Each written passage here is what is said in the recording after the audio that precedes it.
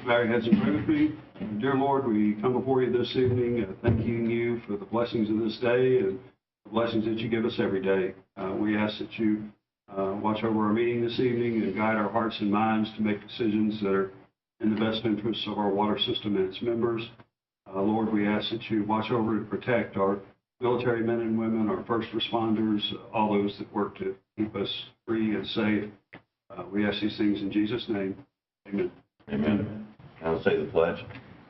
I pledge allegiance to the flag of the United States of America and to the republic for which it stands, one nation, under God, indivisible, with liberty and justice for all. All right, we'd like to thank everybody for showing up tonight for the one of our Water System Board meeting. Audio and video recorders are in use, and we just ask that anyone that wants to address the board, please fill out the member forum sign-up sheet, which is in the lobby. A reminder that proxy and absentee voting is available now and ends on December the 20th at 4 p.m. So, all right, we'll move into the approval of minutes and transcripts.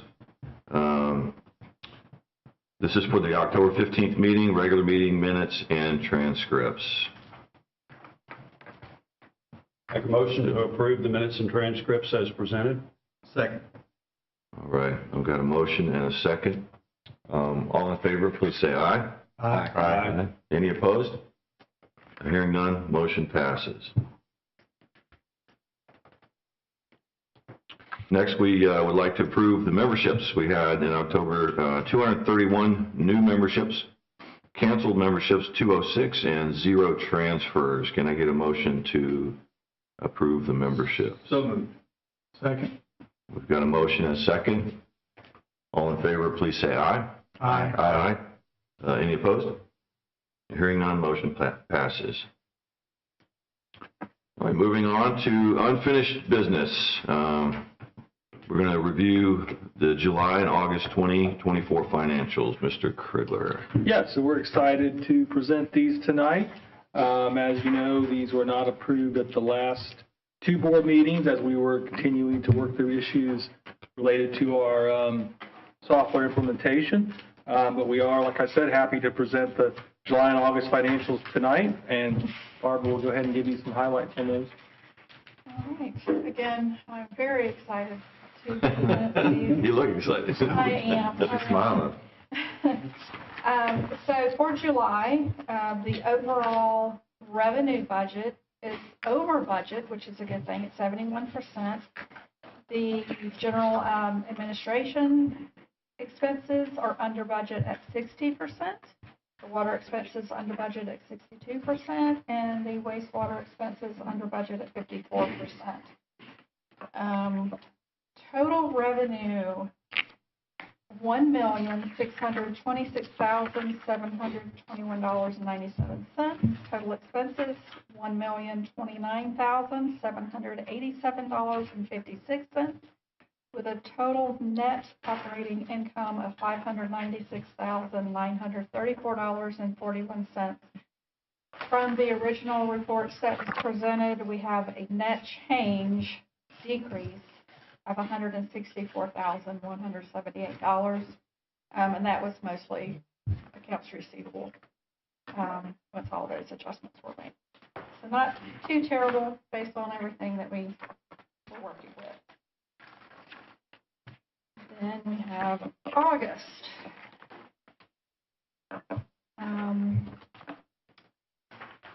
August, I will just go over the revenue numbers or the dollar amounts, if that's okay with you guys.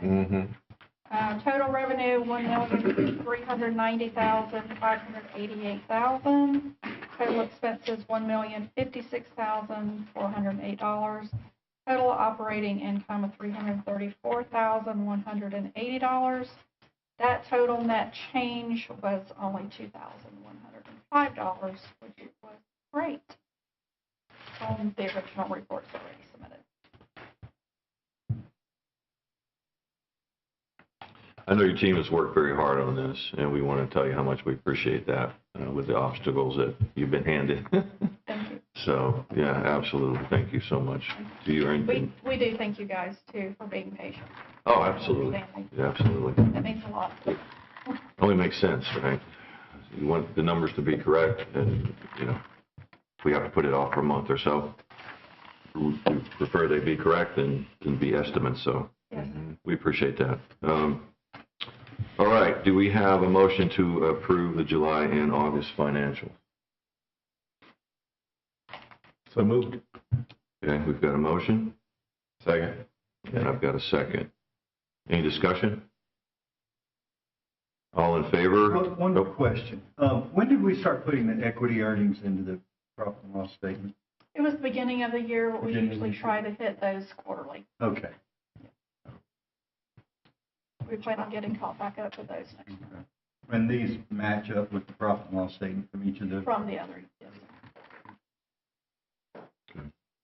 So are we, another question, are we up to date now on what we would usually have seen now, or would we have seen September's also? You will see September. Later tonight. New business. Yeah, they're just They're under the new, new business. okay. Yeah.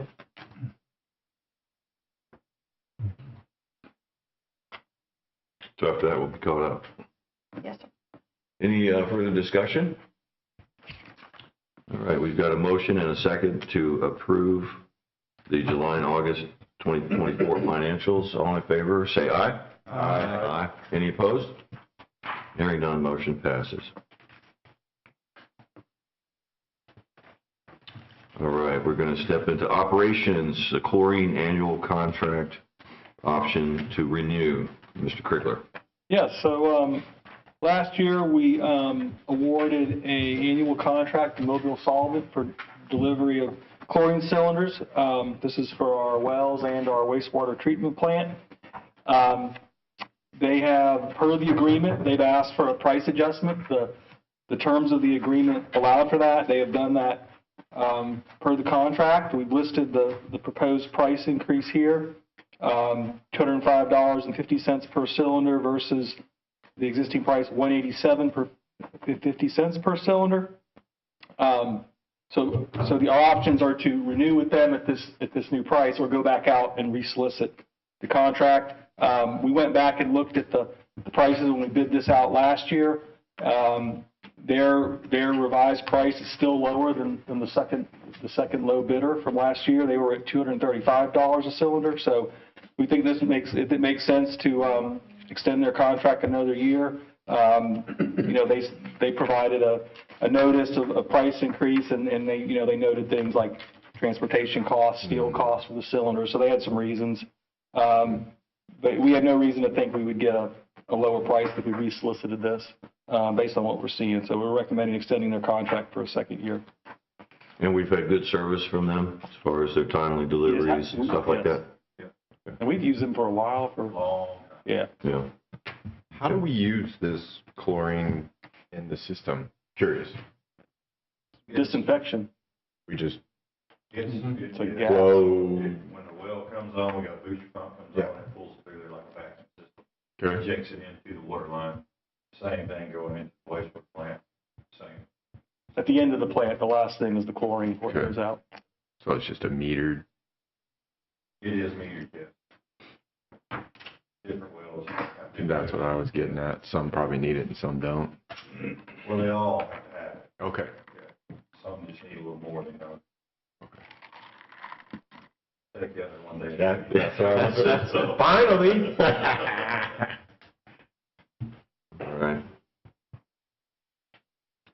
All right, so the cylinders went up $18 a cylinder. Fiscal impact, $135,630, and that's, I'm seeing, for the entire year. That's the total. Okay. Staff recommendation is extend Mobile Solvents contract for gas chlorine delivery for a second year at a price of $205 and 50 cents per cylinder for estimated annual amount of $135,630. Do I have a motion? Second. We've got a motion and a second. Any discussion? All right, we have a motion second. All those in favor, say aye. Aye. Aye. Any opposed? Hearing none, motion passes. All right, new business, here we go. Mr. Krigler. Yes, got several items on to update the board on. The first is we have posted our most recent newsletter. So if you're curious, check that out, but it's just another way we can provide information to our members, update them on different things going on. I think this issue had an update on our Eglin project. So it'll be a good tool to get information out going forward. I think this is our second one this year. It'll probably be more like a biannual type newsletter. So that one's on our website. Wanted to provide an update really just on the budgeting process and the rate study we're doing. We're kind of hard at the budgeting process right now. Of course, we all know we have a workshop coming up December the 6th, I believe is the date we all agreed on. So that'll be, of course, an open meeting to go over the kind of the draft budget recommendations and presentation of the rate study. The rate consultant will be attending that meeting and will be presenting his kind of initial findings and recommendation. We've been working with him. We've been speaking with him weekly recently, getting him more additional information he needs, talking through his model and just getting to a point where he can finish his analysis. So it's going pretty good. We'll probably want to. There's a lot of numbers and a lot of charts he likes to show, so we'll probably want to, brief some of the board members on that whole process beforehand. But we're working hard to get to that December 6th date, have all that stuff ready. So you'll get the draft budget in advance of that, so you can start looking at it. Probably sometime earlier in that week, get a draft of where we're thinking on the budget, so you can come prepared with questions and be a productive workshop. I think the process generally went well last year. We'll have about less than 2 weeks between the workshop and the December board meeting, but certainly there'll be enough time to work out any questions or follow-up action items from the workshop. Let's see. What time is that workshop on the 6th? It's at 2 p.m. on the 6th. We were kind of going back between the 6th and the 10th. We have some folks coming in town, going out of town, and we decided it was the best way for Dave to celebrate his birthday. So. Sorry. Second year. Yeah, we on my apologize. Yeah. So, I wanted to provide an update. So I do like to provide updates on our capital projects as we work through them. As you can see, we're in the process of completing the painting of the tank there at Elevate Navarre. You'll see that the bottom looks like it's got at least closer to the finishing touches of white. The rest of the tank still looks like a first coat maybe, but they've been working on that. That tank will get a HNWS logo based in '98, so we're excited about that. But that's progressing well. I don't have any new exciting pictures on the Eglin project. The bore under the bay is completed. They have done some directional drilling along 87. I don't have any of those pictures to share tonight. That's complete as well. And they still got a good bit of open cut piping that they're looking to start on here pretty soon. And they are working at the wastewater treatment plant as well. Go ahead. No, finish it. And they're working at the wastewater treatment plant on their the lift station wet well. They have essentially a large hole open that they're excavating and dewatering. So the master boost pump station for that tank is still 9 months out? It's out to bid. Out to bid, okay. It's out to bid right now. Okay. Construction's at least 9 months out. Okay, Yeah. thank you.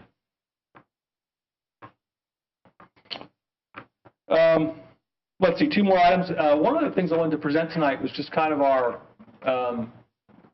projection. This is more of a historical chart than it is a projection, but it's part of the information we've been presenting to the rate consultant.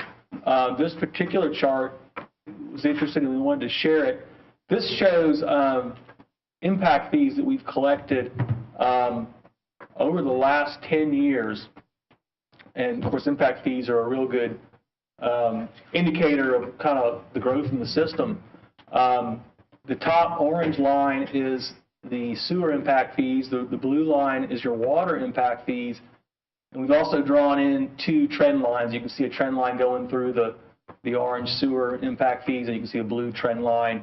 So you can see the trend there, and it's really kind of tells a lot of what we've seen. You saw a big spike around the 2019 timeframe. I think that was kind of around COVID time when there was kind of some increased, government money in the economy and a lot of new activity. So you saw an uptick there. But you can see that overall trend is just looking downward. So this is just one piece of the information we've been presenting to the rate consultant. Of course, he's looking at impact fees as well as rates when he does his analysis. So he'll be looking at all that, but we just wanted to share that kind of what we're seeing in the system. We've been talking about this before. We know, the area of Navarre is mostly developed. A lot of growth is more on the redevelopment side. A lot of the really large parcels have already been developed. So this is really kind of supports what we've been saying about kind of the demographics in the community. So it's just kind of good information to think about going forward. Looking around, it seems like there's a lot of growth going on right now.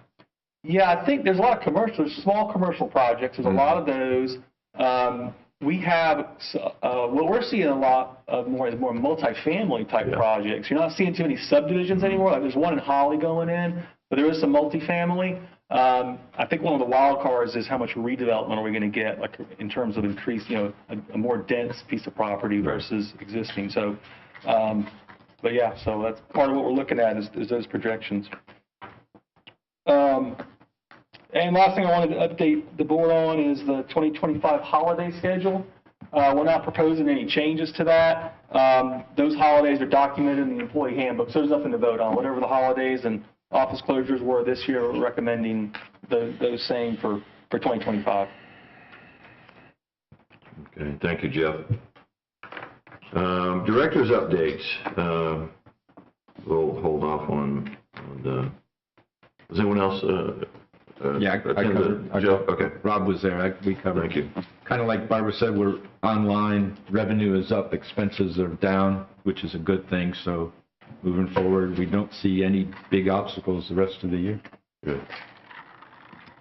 Mr. Lynchard, capital improvement. Capital improvements, we're moving along with the projects. Everything other than a couple items are within the budget. There have been some slight overages during the year with the, I think the office renovation we had, but it's in your package. Yeah. But everything seems to be moving forward. I don't remember the exact numbers, but it looks like we're behind our budget. Oh, yeah, overall, we're well under our budgeted number. But if we got some projects that We have some projects that are moving a little slower than we thought they were, and some that have been put off to a future year. Okay. All right. Thank you, Mr. Lynchard. Mr. Campbell, you have anything to add under the budget O&M? All right. Either Mr. Matthews or Mr. Linnell, when y'all want to take the pension 401k? Yeah, I can talk. First, we did receive that the payouts are all based on employees taking their full benefit cash out. So we got over that hurdle worrying about that. Right now, we are waiting another month before we decide if we need to contribute anything else. Right now, we do not. But we'd like to get another month, see how honestly the economy goes for this next month, see what's going on. And then we have until the end of the year to make the payment, and if we make a decision next month, we'll be able to make that contribution. We're about $300K below what was budgeted. We paid $200K some, and we had $500 budgeted, so. The pension's fully funded, right? I don't think the consensus is to pay all of that again, but. Right. But we talked about if we can stay ahead of the game a little bit while we can. Right. I think that'll be the consensus we come back to you with. Right. For some amount. While we're able to, we can get ahead of that, and that way it won't sting so bad when it comes back around. The regional reuse project, Mr. Krigler covered that, so I've got nothing new to add. The club at Hidden Creek Management Board, Mr. Linnell. Better month in October than in September. Instead of losing a few thousand, profit went up by 30K, so they're just shy of 300K for the year. Spray field expenses went up 6K to 118 for the year so far versus the 190 budget amount, so we're well under that. We also went over draft budget for next year. There weren't a lot of comments. I was happy that almost all the entries, the lines, the rows were the same as last year. So it's kind of easy to, none of this, too many times in industry, come into budget and a bunch of the lines would be changed and there'd be no way to track what are you really changing from last year. Hopefully HNWS is the same. I think it is. So it was pretty easy to look at what's changing, what's not, and ask some questions. And right now it's projected. So the draft projection is after depreciation, loss of about 11K. So before depreciation, profit of about 100K. Nice. All right. Does that include anything for a spray field? Yes, it does. How much? It's still 190 right now. Yeah. All right, the Fairpoint Regional Utility System, Mr. Krigler. I guess the main update there, we're working through the budgeting process for Fairpoint as well. We'll be presenting that next week for their approval. And Fairpoint does not have a December board meeting, so next week will be the last meeting of the year for Fairpoint, of course, until January. So that's all I have for Fairpoint. All right. Mr. Phillips, here we go, Municipal Engineering. Not much to report. We've been having a great summer, so I think it'll carry on for the next few months at least. Keeping everybody busy. Oh, Dale's loving that.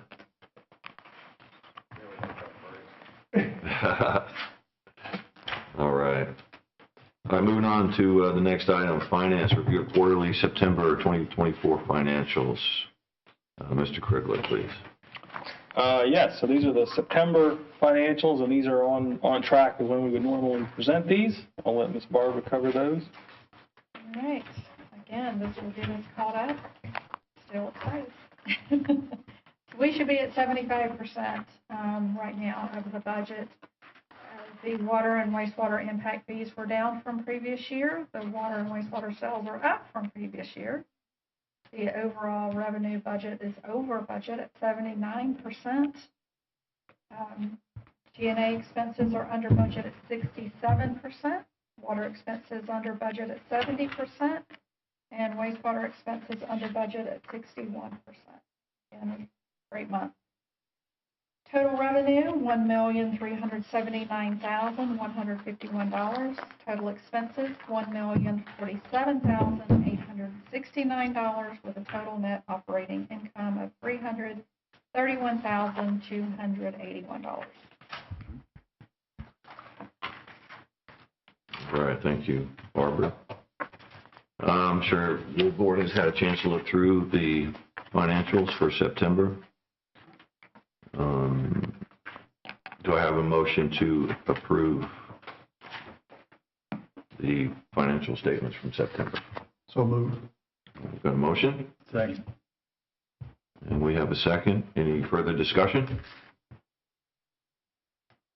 All in favor of approving the September 2024 financial statements, say aye. Aye. Aye. Any opposed? All right, hearing none, motion passes. And again, Barb, thank you for your team and all the hard work. I know you guys have been putting in some crazy hours, so great job. All right, the club at Hidden Creek purchase sprayer, Mr. Krigler. Yes, so the staff at the club would like to purchase an additional sprayer to assist with their maintenance activities at the course. They've researched several options for a spray rig, both new and used options.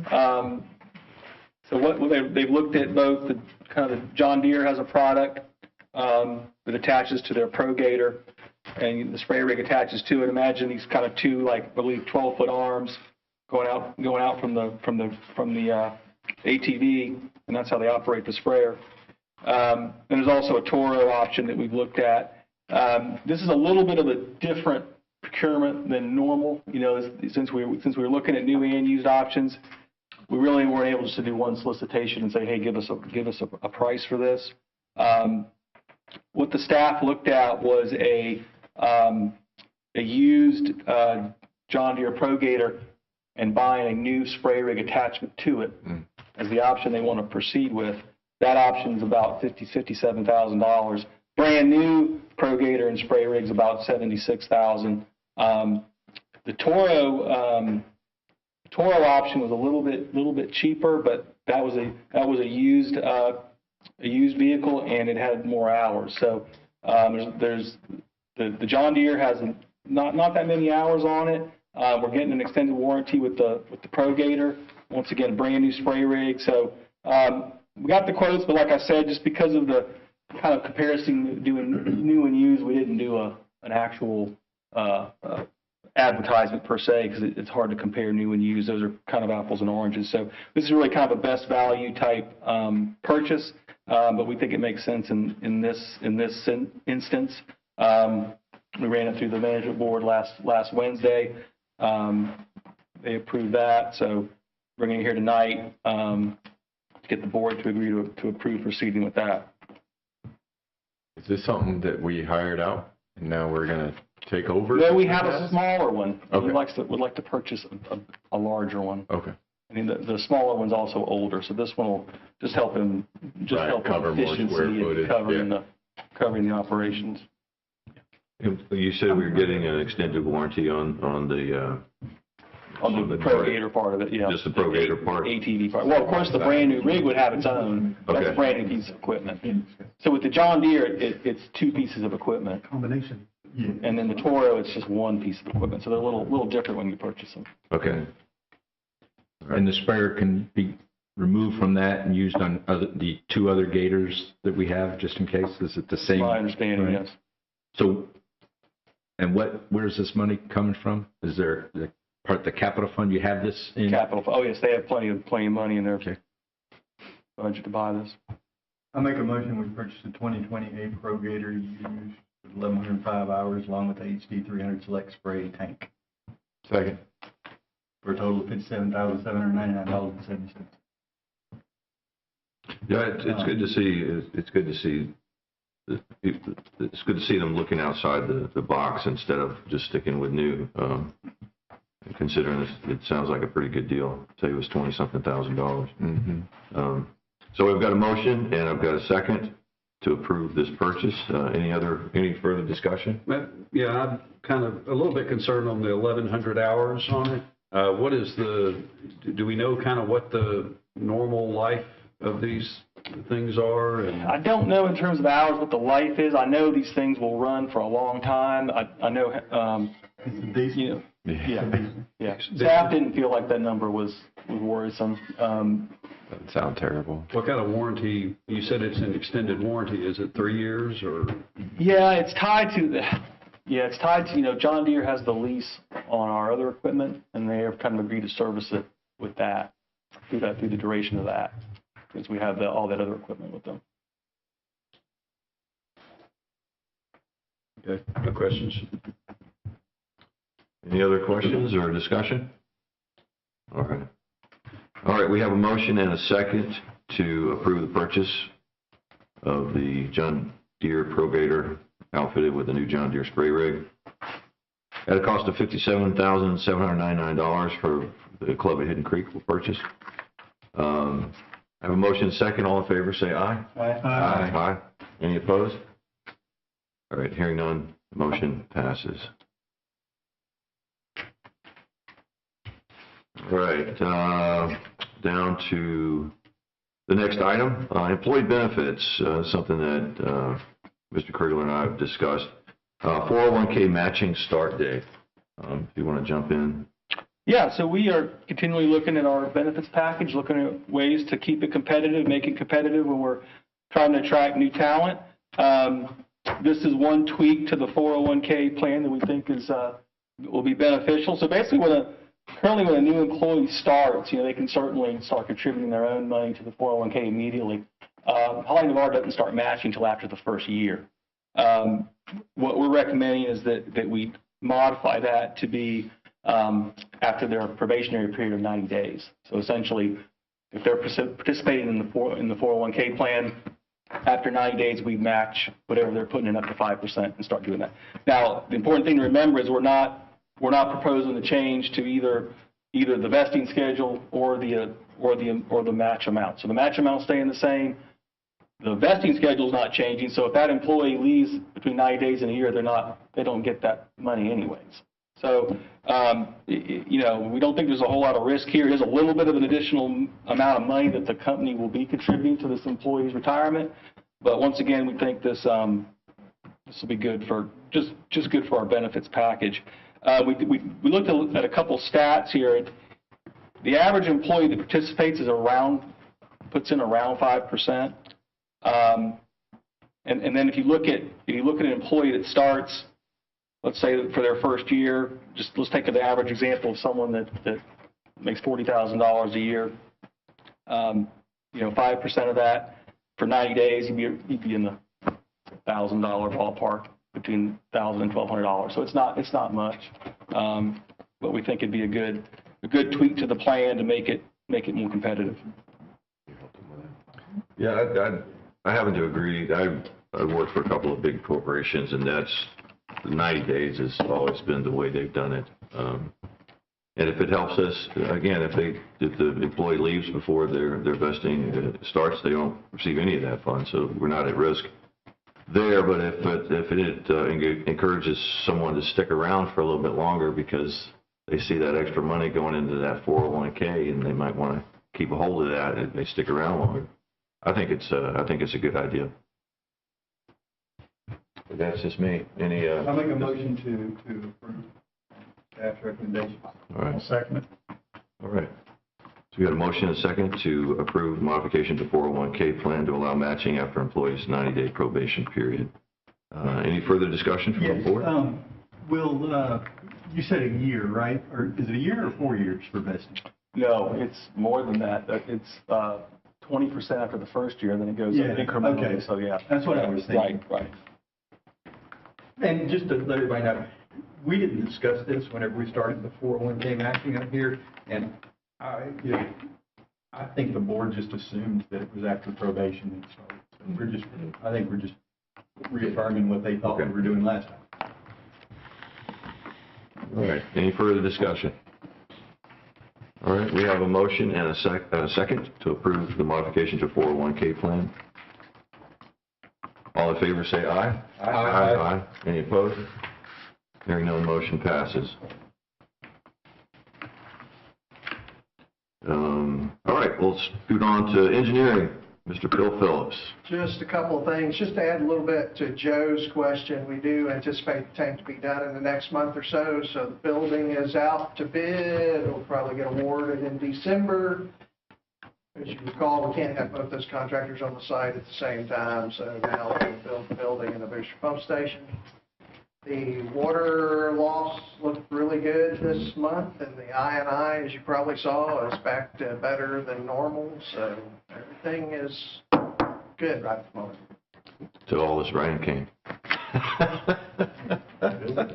It's been really dry. It has been dry. That just tells you what the weather can do to us. Yeah. So. Yeah. All right. All right, thank you, Phil. All right, next item agenda is the member forum. I've got two names on the sheet here that would like to speak. Either one of you would like to hop up and say something behind the microphone? I guess I will. Okay. Hi, it's Michael. If you don't mind, head to the microphone. Thank you, sir. And just give your address, too, if you don't mind. Sure. Is this on? Yep. Michael Broker, 8119 Pompano Street. Thank you. The reason I'm up here tonight, I work for a company called Garden Street Communities in Pensacola. They're doing new residential development.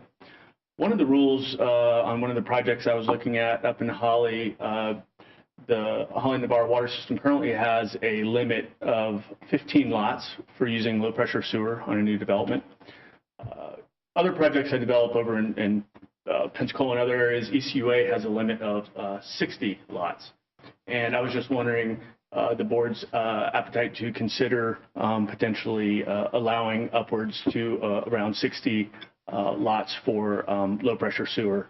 You know, the cost to jump up to a lift station with gravity sewer, dewatering, all that, it becomes really exponential. And at the end of the day, we're trying to bring in affordable housing for military. We're kind of looking at townhouse products here that, you know, the county is hearing a lot from the military that's screaming that they need new housing, you know, after the COVID run up in prices, you know, just getting something that's a good fit for the military in general is something we're being requested by the county and other folks. So in order to bring in those new projects that are affordable, you know, the site work costs have gone up so much, land costs have gone up. So trying to get anything that's even remotely reasonable these days, anything we can do by not having to install a $600,000 lift station for a 60-lot subdivision would be very helpful. Okay. I'd like to get maybe my engineer to chime in and. Oh, we can come back and give a presentation again on the pros and cons of it. That's probably the best thing. Yeah, I think one of the things to keep in mind. I think we've made people put in lift stations for these. We haven't allowed it for over that. I think that, you know, we've had people come in and spend hundreds of thousands of dollars for a 12-lot subdivision because that's what works with our system and that's what our rules are. And we've consistently through the years denied these requests. And unless engineering tells us otherwise, I don't think that this board should entertain it. And just to make a very long story very short, what we have found over time is that by allowing the low-pressure systems, ultimately the cost to operate and maintain that system is over and above the cost to put in a lift station. And when it happens, it gets spread amongst all of our members as opposed to the members in the subdivision, more so when we put in a gravity sewer system. So that's just a very short synopsis there. So, and what operation and maintenance cost would you incur at Holly Navarre Water specifically that would offset that? It's just the, well, probably the biggest cost to us is the downstream corrosion problem that we have from the low pressure systems and from the long force main systems. But the call outs, the plugs in the line, it's just the overall. Although we don't, when we have a low pressure system, Holly Navarre doesn't own, operate, and maintain the grinder systems. Right. However, we are forced by DEP to be the first responder to the grinder stations. So while we don't change a pump for someone, we do end up having to do what we can do to get that person back in operation.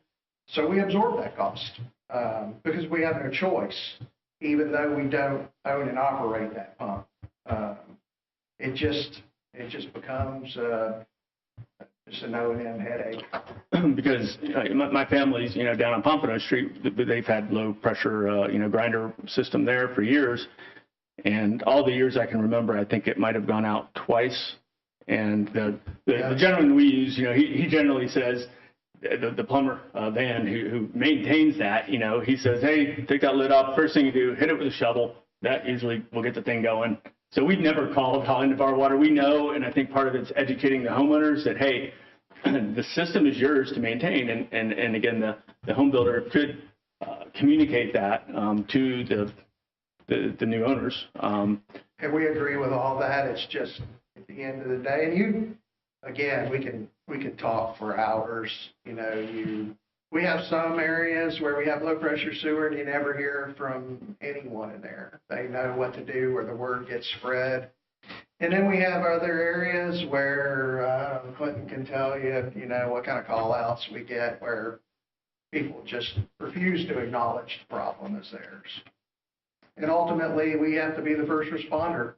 And usually it happens at 2 a.m. in the morning, when, the on-call guys, got to get up and go respond to it. But again, that's just to make a very long story short. And again, if the board wishes to, have the presentation of the pros and cons and the economics, we can certainly, bring it back in here. It wasn't that long ago that we did this the last time, so. So if we were inclined to listen to that, is there going to be anything different than the last time you presented it? Is there, in your mind, is it going to be, yeah, I think we could go up to 60? I mean, if both those answers are no, then speaking for myself, I don't need to see the presentation again. From our standpoint, it's just a factual, cost issue. The politics of the O&M belong to this gentleman right here, and, he speaks to that, so. You said the max right now for low pressure is what, 10 homes or 10? 15. 15? In ECUA, they have 60, and that's what I'm just trying to, just trying to find some consistency, amongst, Well, you can projects. imagine their scale compared to us to, a couple 100,000 customers to 9, 10,000 sewer customers. So. Well, perhaps, have you ever explored like an MSBU or something for the neighborhood for a maintenance type of obligation to be placed on those properties? I think Holly Navarre would entertain any idea like that. Of course, an MSBU would be up to the homeowners to establish. The same would be true of any other type of entity you would want to try and set up to try and help with that O&M side. But I think it would be up to you as a developer or the HOA is to come up with whatever idea you would have there and then present it back to the board. But that does help, absolutely. Okay. Yeah, I mean, at the end of the day, bringing in affordable housing, is what we're striving for, and to make projects have traction, we really have to be creative and explore different means to get there. Any idea you can come up with to help offset the extraordinary operation and maintenance, I think that would be entertained. It's no different than, a subdivision wanting sewer that's not a new subdivision or a current location that doesn't have fire protection and wants fire protection. If you can come up with some way to offset the cost, I think the board would probably entertain that. Does that sound reasonable? I would think so, yeah. So our engineer is David Fitzpatrick. I Sure. work with David closely, so if David and I can work up something. Yeah. Maybe we could work with your staff. I haven't seen the report that you all had reviewed in the past, but perhaps review that, see what type of operation and maintenance budget you think we might need to establish. Like I said, from my family's house, it's very minimal. And certainly, that it's easier to do the MSBU up front as the developer than it is on the back end as the resident. So. Right, absolutely. Well, great. Well, I appreciate the board's time and consideration, and we'll follow up. As far as getting a copy, I don't know if you all record the presentations that you've had before, just so that I'm aware of any other concerns that might be beyond the operation and maintenance. If that's it, I'll just work internally on a proposal maybe to bring back to the board. If we could find out. Yeah, we can communicate. Weren't we supposed to be meeting with someone on low pressure, or is it this gentleman, or? Not me. David Fitzpatrick may have had a conversation with Corey. Yes. Already. Right. There was a meeting that was supposed to be set up to discuss some of those issues already, so we'd be more than happy to share everything we got. Okay, great. Fantastic. Well, we'll work with Corey to kind of work back through to the board and come that way. Yep. Awesome. All right. Hey, thanks, y'all. Really Thank you, appreciate Michael. Appreciate it very much. Thank you. If we could find out when the last time we did that presentation was, then maybe there would be a video of that meeting online. I would guess there was we know it was a presentation of the board because we all. Yeah, it was a presentation of the board. It should be. Before it should be 23. recorded, for posterity. Yeah. Yeah, you can find them. Low pressure sewer. Let's go back through the meeting notes. But we Thank you, really Michael. just, Appreciate it. we really kind of put up with low pressure, right? If we had our druthers, it would all be off the lift station. Is that a true statement? Yeah. Okay. Yeah. Gravity. I just, Yeah, so same moving thing. forward, yeah. So my point is, if we putting up with grinders because we've had to from birth, right? Well, Pretty the much. system started partially as grinders to, So for me, I'd hate to economics of- go back to the future when we're trying to move forward, And so. just, again, just to add more flavor, originally Holly and Laura agreed to operate, maintain those things, and it's taken us 30 years to get out from underneath that burden, so. The flushing system with heating on the roof frontage, not in the backyard. Yeah, All right. And, Mr. President, I just wanted to make a point for full disclosure. Michael and I have worked on projects together as a client attorney, but we were not working on this project together. But good to see you. Good to see you here today. Full disclosure. All right. Anyone else want to speak to the board? Want to address the board? All right. So it's that time. We're going to adjourn the meeting. Do I have a motion? So moved. Second. And a second? Hereby declare